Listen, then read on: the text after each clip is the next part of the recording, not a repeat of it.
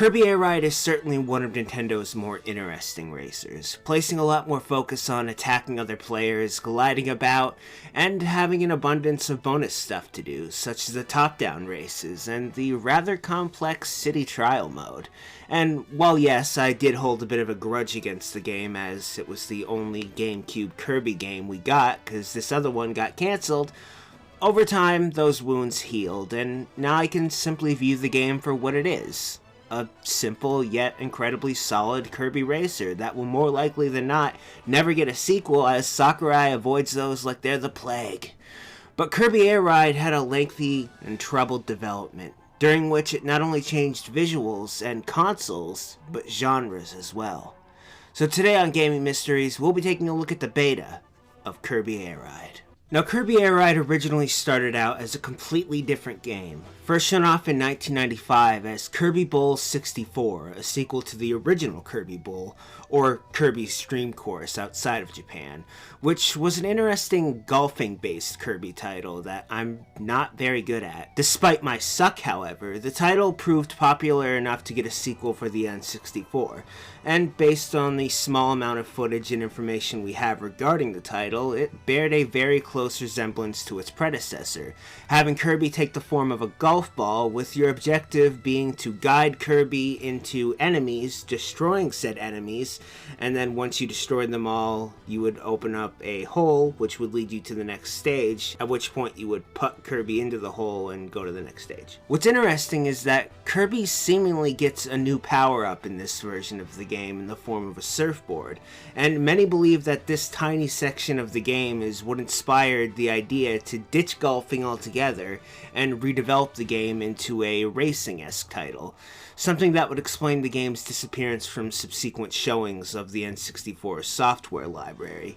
That is until it took its new shape and reappeared as Kirby's Air Ride 1 year later at E3 1996, in its new form showing Kirby riding atop a star hoverboard with some amazing hats. Interestingly enough though, at this stage of development, the game doesn't look like a straight up racer, though they do show a multiplayer racing mode. For the rest of what footage we have, it just shows Kirby gliding about by himself with both a life meter and a life counter, which leads me and many others to believe that the focus of the game may not have been racing, but a racing action adventure hybrid with regular racing gameplay as a side thing. Granted, that's just speculation. And it's difficult to go further with speculation as the title disappeared from the public eye soon after that, much like Kirby Bowl 64. During this period, the game apparently went through a very lengthy development hell that Nintendo was fairly quiet about.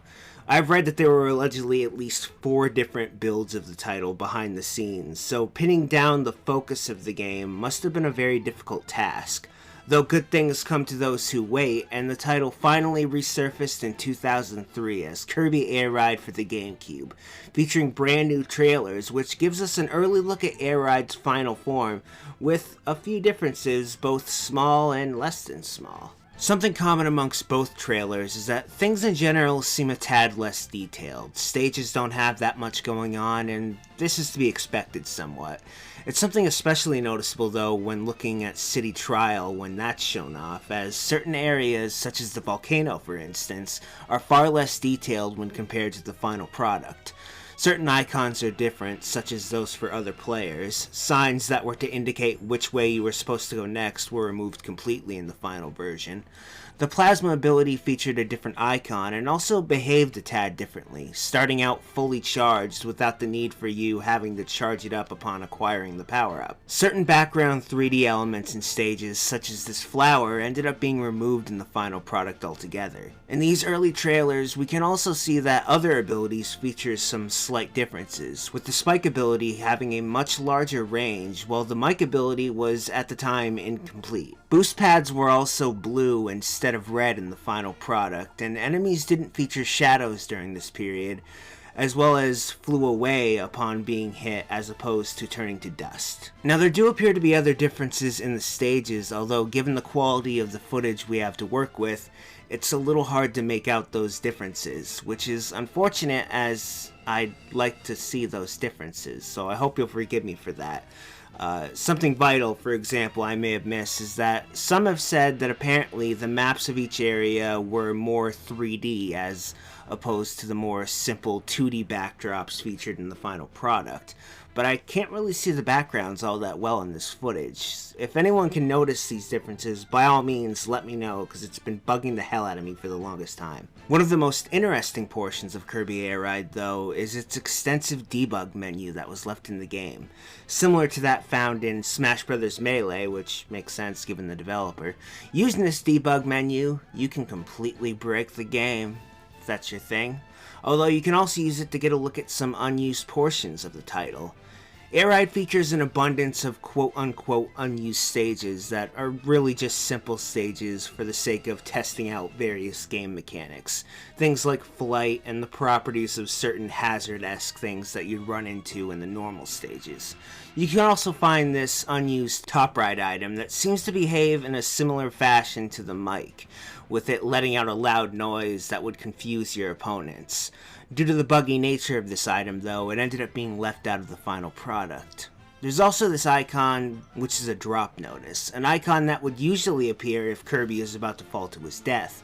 However, since the cutscene of Kirby falling to his death and then respawning play before the alert has a chance to pop up, it's more or less unused in the final version of the game. But that's the beta of Kirby Air Ride.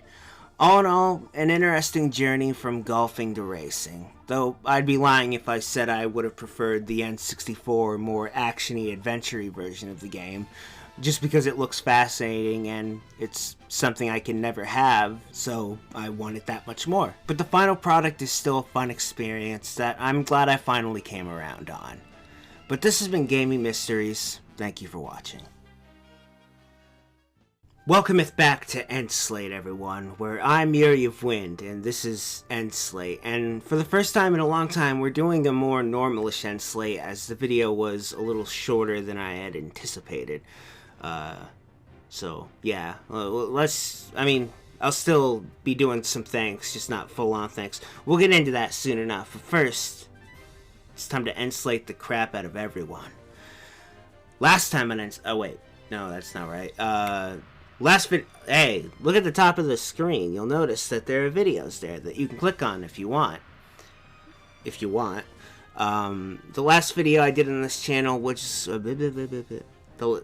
it was an obscure, like my English, I speak it real well. It was an obscure gaming on bootleg Dragon Ball games to celebrate Dragon Ball Super. So if you missed that and you want to watch it, it's there. And then the two other videos are these two other videos that I did at one point that you can also click on if you want. Down at the bottom of the screen, there's social media. I have a Twitter and a Facebook and a Twitch and a Patreon. I'll talk about that in a sec. But Nico, for the record, Nico does the art. So if ever you were in need of art, you know where to go. Go to Nico for the art. And now, this is normally where I would thank everyone who supports me on Twitter. Not on Twitter. I'm going to extend this just because I'm an idiot. On Patreon. Which I know there are some people who say I shouldn't thank them each by name because that takes up so much time. But in my head, my stupid head, that says Twitter instead of Patreon. The fact that anyone is willing to support me in the ability to focus on making more videos, like, the least they deserve is a verbal thank you.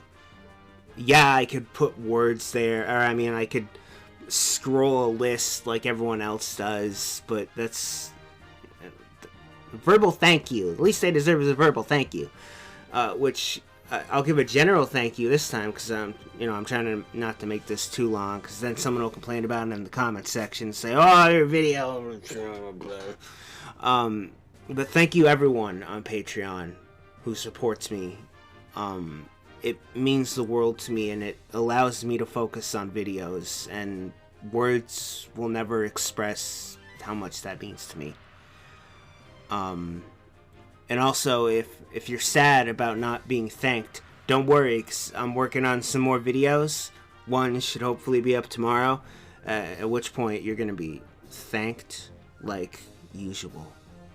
So get ready for that. And if anyone else would like to check out my Patreon and or Twitter, as some call it, the link will be in the description. But that's going to do it for End Slate this time around. I know, a little short, but, you know, we'll make up for that next time. Next time on End Slate, I love you. See you next time on End Slate.